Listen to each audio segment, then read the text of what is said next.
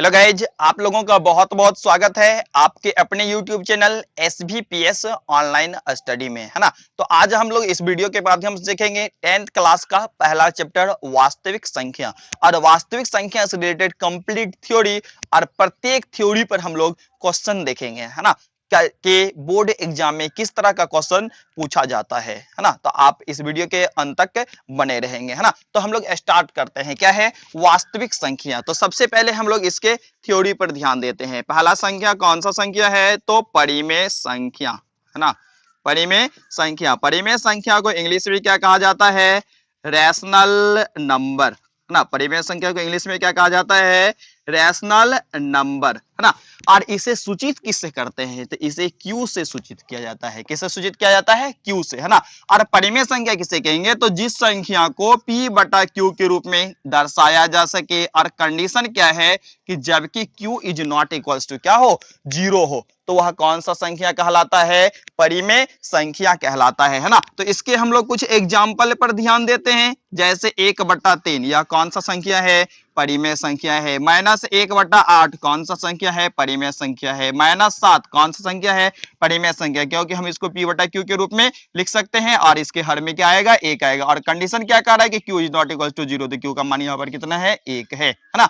इसी प्रकार से 22/7 यह भी एक क्या है, परिमेय संख्या है। √4, तो √4 का पूरा वर्गमूल निकल जाता है, वो कितना, 2, है ना। तो इसका मान कितना आ गया, 2 आ गया। तो यह कौन सा संख्या है, परिमेय संख्या है ना। इसको हम लोग क्या कर सकते हैं, 2/1 लिख सकते हैं। क्लियर है। अब हम लोग और कुछ एग्जाम्पल पर ध्यान देते हैं। जैसे कितना है, √25/16, है ना। तो 25 का पूरा वर्गमूल निकल जाता है, वो कितना, 5, और 16 का वर्गमूल आता है कितना, तो 4। यह कितना आ गया, 5/4, जो किसके रूप में है, तो p बटा क्यू के रूप में है ना। और q के स्थान पर कौन है, 4 है, और यह q is not equal to 0 है, इसीलिए 5/4 भी क्या है, एक परिमेय संख्या है। मतलब √25/16 जो है यह भी एक क्या है, परिमेय संख्या है ना। अब हम लोग देखेंगे क्या, परिमेय संख्या का दशमलव प्रसार, क्या, परिमेय संख्या का दशमलव प्रसार, है ना। परिमेय संख्या का दशमलव प्रसार, ठीक है। तो परिमेय संख्या का दशमलव प्रसार कितने प्रकार का होता है, तो 2 प्रकार का होता है। क्या सब होता है, तो एक होता है क्या, शांत, और शांत का ही दूसरा नाम है अवसानी। शांत का नाम ही दूसरा नाम ही क्या है, अवसानी। और दूसरा क्या होता है, अशांत आवृत्ति, है ना। अशांत, अशांत को कहा जाता है अनवसानी। क्या कहा जाता है, अनवसानी। और ये क्या है, आवृत्ति है ना, अशांत आवृत्ति, या इसी को क्या कह सकते हैं हम लोग, अनवसानी आवृत्ति भी कहते हैं। क्या कहते हैं, अनवसानी आवृत्ति कहते हैं। अब हम लोग देखते हैं कि परिमेय संख्या का दशमलव प्रसार शांत और अशांत कैसे होता है ना। तो हम लोग क्या करते हैं, कुछ एग्जाम्पल लेते हैं। जैसे क्या है, 1/5 है, तो इसका हमें दशमलव प्रसार निकालना है। तो दशमलव प्रसार कैसे निकालते हैं, तो 5 से 1 में भागा देते हैं। किसमें 5 से 1 में भागा देंगे तो नहीं लगेगा, तो यहाँ पे क्या रखेंगे, 0। अब दशमलव दिए तो दशमलव के बदले में यहाँ पर क्या आ गया, 0 आ गया। अब 5 से लगेगा कितना बार में, 2 बार में, तो 5 दूना 10। अब ये क्या हो गया, कट गया। तो 1/5 का दशमलव मान कितना आ गया, 0.2, है ना, 0.2। इसके बाद तो कोई दूसरी संख्या नहीं आ रही है ना। तो यह कौन सा दशमलव प्रसार कहलाएगा, तो शांत दशमलव प्रसार। कौन सा दशमलव प्रसार, शांत, है ना। और हम लोग कुछ एग्जाम्पल लेकर के देखते हैं, है ना। और कुछ एग्जाम्पल लेकर देखते हैं। जैसे क्या है, 1/3 है, इसका हमें दशमलव प्रसार निकालना है। तो हर से क्या करेंगे, अंश में भागा देंगे। मतलब 3 से हम लोग क्या करते हैं, 1 में भागा देंगे, है ना। तो कितना बार लगेगा, तो नहीं लगेगा, 1 में भागा, तो यहाँ पर क्या करेंगे, 0 देंगे, है ना।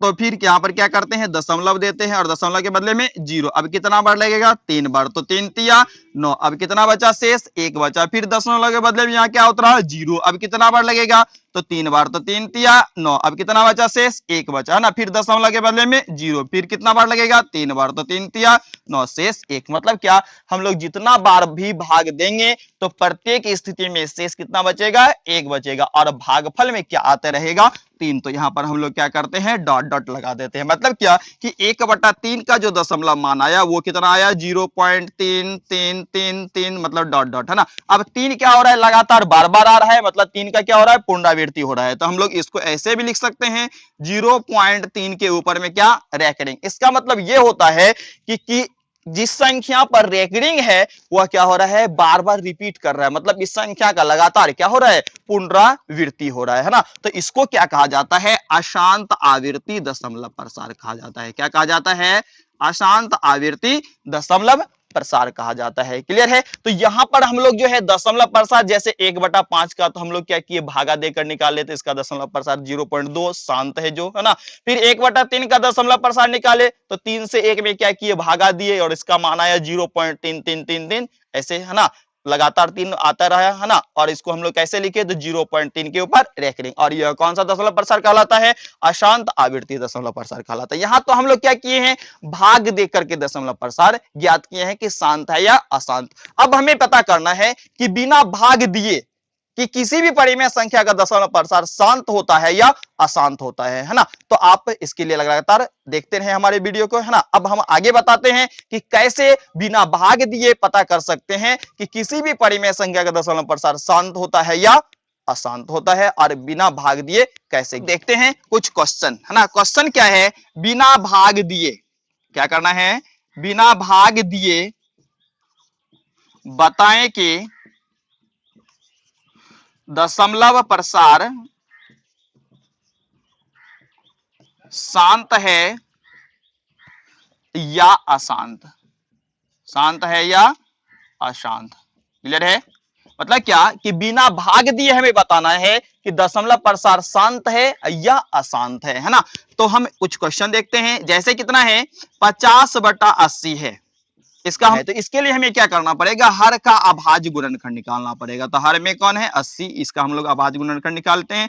तो 2 से कितना बार लगा, 40 बार। फिर 2 से कितना बार, तो 20 बार। फिर 2 से लगेगा कितना बार, तो 10 बार। फिर 2 से लगेगा कितना बार, 5 बार, है ना। तो 80 का अभाज्य गुणनखंड कितना आ गया, तो 2 गुना 2 गुना 2 अगुना 2 अगुना कितना 5। इसको हम लोग ऐसे भी लिख सकते हैं, 2 कितना बार आया है, 4 बार, तो 2 टू द पावर 4 इंटू कितना आ गया, 5 आ गया, है ना। अब देखिए यहां पर कि 80 के अभाज्य गुणनखंड में कौन कौन आया है, तो 2 और 5 आया है। तो एक सूत्र होता है कि यदि किसी परिमेय संख्या के हर के अभाज्य गुणनखंड में 2 का घात हो, 5 का घात हो, या 2 और 5 दोनों का क्या हो, घात हो, तो उस परिमेय संख्या का दशमलव प्रसार जो होता है क्या होता है, शांत होता है। और नहीं तो मतलब अन्यथा क्या होता है, अशांत होता है। अन्यथा क्या होता है, अशांत होता है। क्लियर है।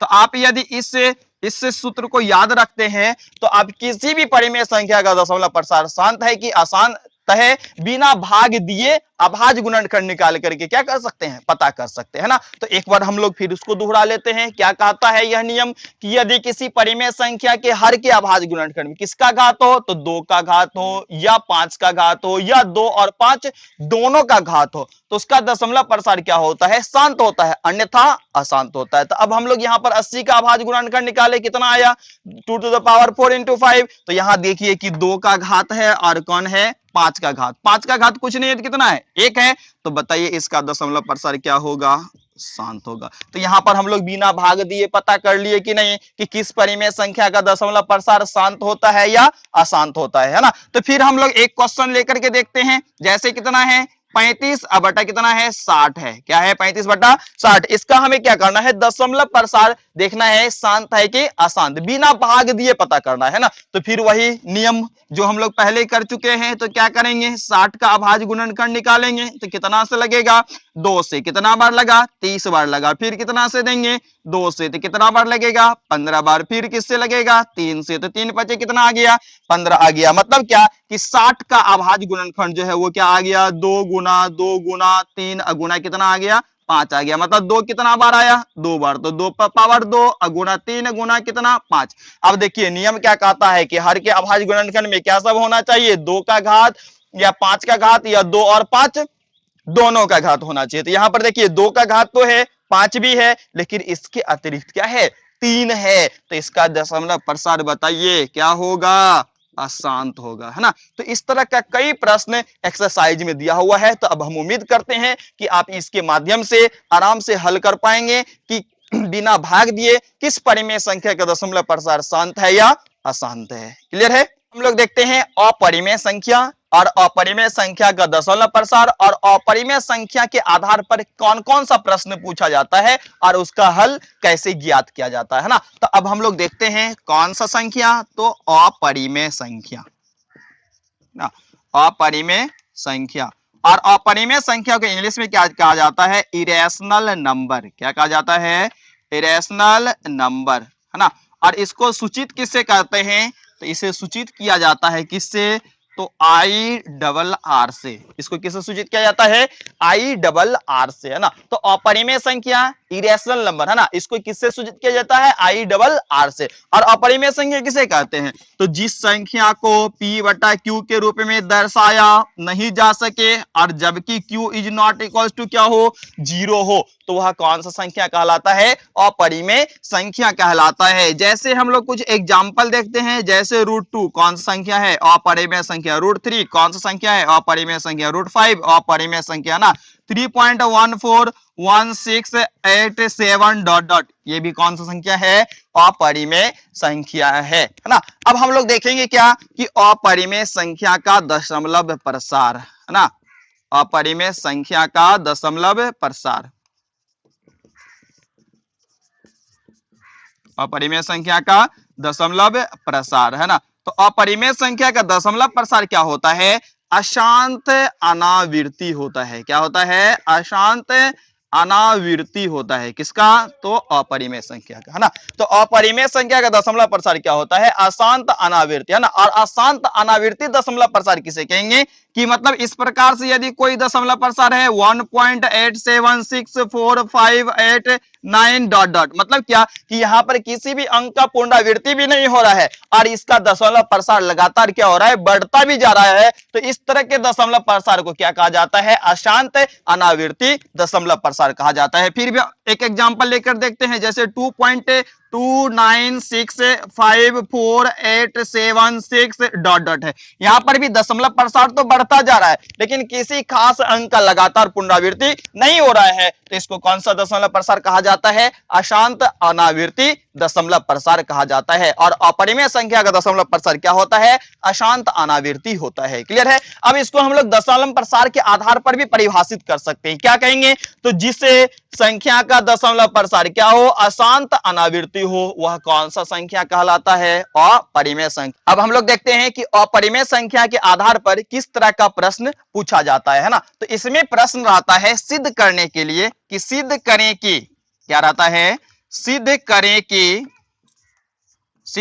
कि √2 एक अपरिमेय संख्या है। क्या करना होता है, सिद्ध करें कि √2 एक अपरिमेय संख्या है ना। इस तरह का क्वेश्चन पूछा जाता है और ये बहुत ही इंपॉर्टेंट है ना। और प्रत्येक बार बोर्ड एग्जाम में इस तरह का एक क्वेश्चन पूछा ही जाता है, तो आप इसे ध्यान से समझने का प्रयास करेंगे। क्या करना है कि सिद्ध करें कि √2 एक क्या है, अपरिमेय संख्या है। तो सबसे पहले इसको हम मान लेंगे। क्या मान लेंगे, तो माना कि √2 एक परिमेय संख्या है। क्या मान लेंगे, माना कि √2 एक परिमेय संख्या है ना।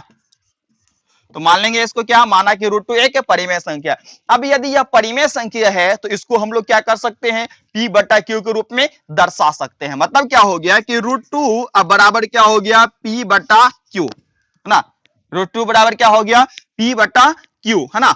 अब जहां पर क्या है, जहां PRQ क्या है, धनात्मक पूर्णांक है। यहां पर लिखना पड़ेगा कंडीशन, P और Q होना चाहिए, धनात्मक पूर्णांक होना चाहिए, है ना। जहां P और Q क्या है, धनात्मक पूर्णांक है। क्लियर है।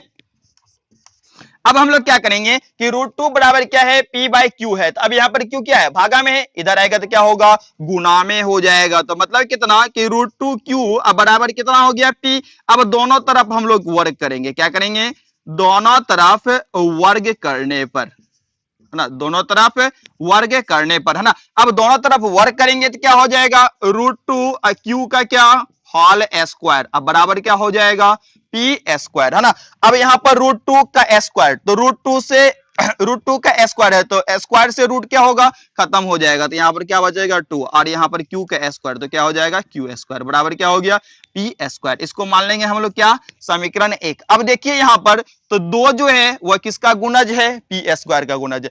2 यदि पी स्क्वायर का गुणज है, इसका मतलब 2 जो है वह किसको विभाजित करेगा, पी को विभाजित करेगा। तो यहाँ पर लिखेंगे क्या, चूंकि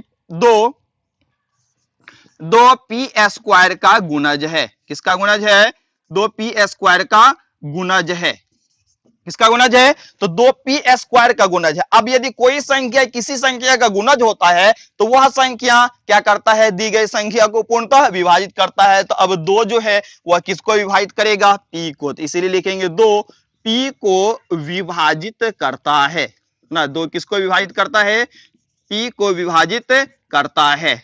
क्लियर है। अब 2 यदि p को विभाजित कर दिया है ना, अब p क्या है, तो p क्या है, अंश है, और q में क्या है, हर है। अब अंश को तो क्या कर दिया है, विभाजित कर दिया है, अब हमें क्या करना है, हर को भी विभाजित करवाना है। तो अब हम लोग इसके सेकेंड पार्ट को देखते हैं ना, तो सेकेंड पार्ट भी क्या करेंगे, पुनः मान लेंगे, पुनः माना कि क्या तो P बराबर क्या मान लेंगे 2k। अब यहां पर एक बात ध्यान देने वाला है कि हम रूट 2 को सिद्ध कर रहे हैं, तो रूट 2 को सिद्ध कर रहे हैं तो यहां पर क्या लिखेंगे, P बराबर 2 को। यदि रूट 3 को सिद्ध करते तो यहां पर P बराबर क्या रखते, 3k। यदि रूट 5 को सिद्ध करते तो P बराबर क्या रखते, यहां पर 5k रखते, है ना। अब पुनः हम लोग क्या करेंगे, दोनों तरफ वर्ग करेंगे, क्या करेंगे, दोनों तरफ वर्ग करने पर ना, दोनों तरफ क्या करने पर, वर्ग करने पर। अब यदि हम लोग दोनों तरफ वर्ग करते हैं तो इधर क्या है, p है, तो p का क्या हो जाएगा स्क्वायर, अब बराबर क्या हो जाएगा 2k का क्या होल स्क्वायर, तो या p स्क्वायर बराबर 2 का स्क्वायर, 2 दूना 4 k क्या हो जाएगा स्क्वायर हो जाएगा, है ना।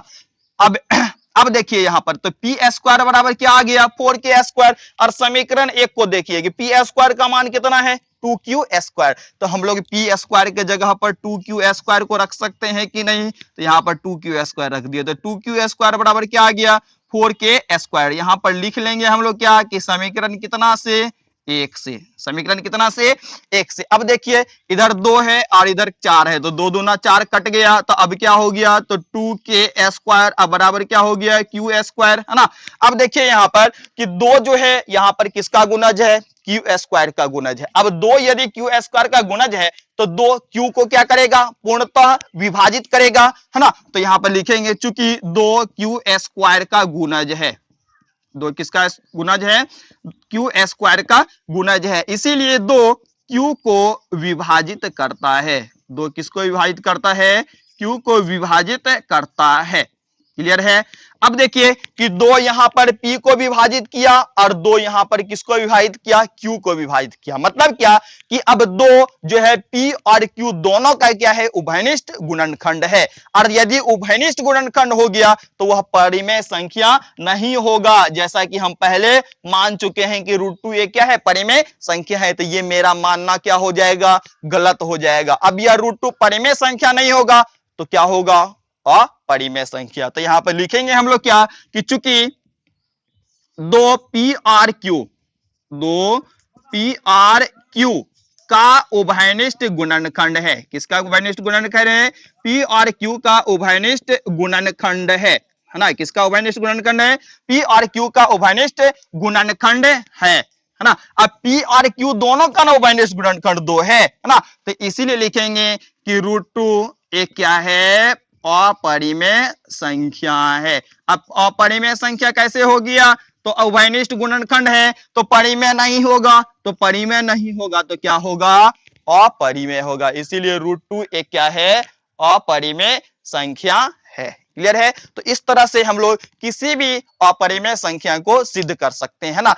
क्या करना है, उसमें सेम स्टेप सेम ही रहेगा, सिर्फ क्या होगा वहां पर डिजिट चेंज हो जाएगा। जैसे यहाँ पर रूट 2 है तो यहाँ पर रहेगा रूट 3, रूट 5, रूट 7, रूट 11, है ना। तो प्रोसेस सेम ही रहेगा, सिर्फ क्या करना है, रूट 2 जहां जहां है वहां पर क्या करेंगे, जैसे रूट 3 देगा तो रूट 3 रख देंगे, रूट 5 देगा तो रूट 5 रख देंगे, रूट 11 देगा तो रूट 11 रख देंगे, है ना। लेकिन प्रोसेस क्या होगा, सेम ही होगा। और ये बहुत ही इंपॉर्टेंट प्रश्न है जो बोर्ड एग्जाम में लगातार प्रत्येक बार पूछता ही है, तो आप इसे ध्यान से सीख लेंगे, है ना, ताकि आपको बोर्ड एग्जाम में किसी तरह का परेशानी नहीं हो, है ना। तो अब हम लोग आगे देखते हैं क्या, अभाज्य संख्या और अभाज्य गुणनखंड, गुणनखंड वृक्ष और अभाज्य संख्या पर आधारित किस तरह का प्रश्न पूछा जाता है ना। तो आप हमारे वीडियो को लगातार देखते रहेंगे, है ना।